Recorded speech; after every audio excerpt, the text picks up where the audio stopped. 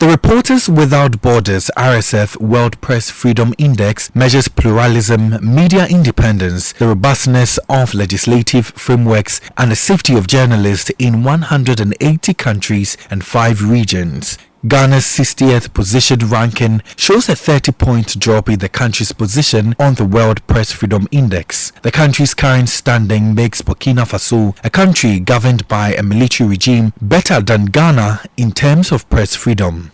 According to the Reporters Without Borders, the safety of journalists has deteriorated sharply in recent years, citing attacks on journalists who covered the effectiveness of anti-COVID-19 measures.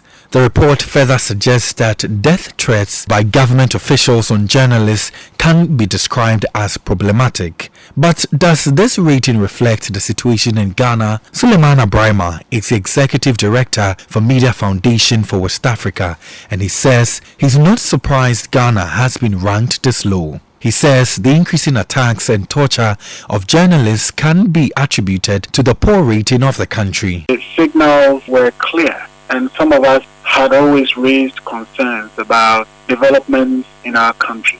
And I have had cause to say that this government perhaps has had the weakest media in terms of critical journalism, and yet we are experiencing the most repressive tendencies in terms of press freedom or media freedom.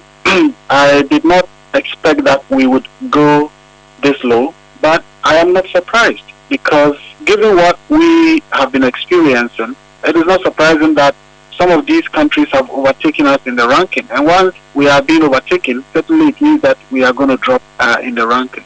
He further says if the current trend of curtailing press freedom is not remedied, critical journalism will take a nosedive. Today in Ghana, how many newspapers would you wake up in the morning and see a headline exposed, revealed, minister this or chief executive that, or high official this, and so on and so forth, as we used to see under President Kufuor, under President Mills, under President Mahama? Why? Is it the case that we are now being governed by angels who do no wrong? It is because we no longer have critical media.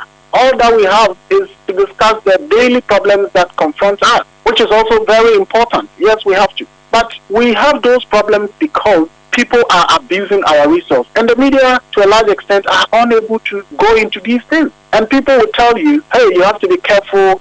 These days, things are not safe. We all get those calls every day.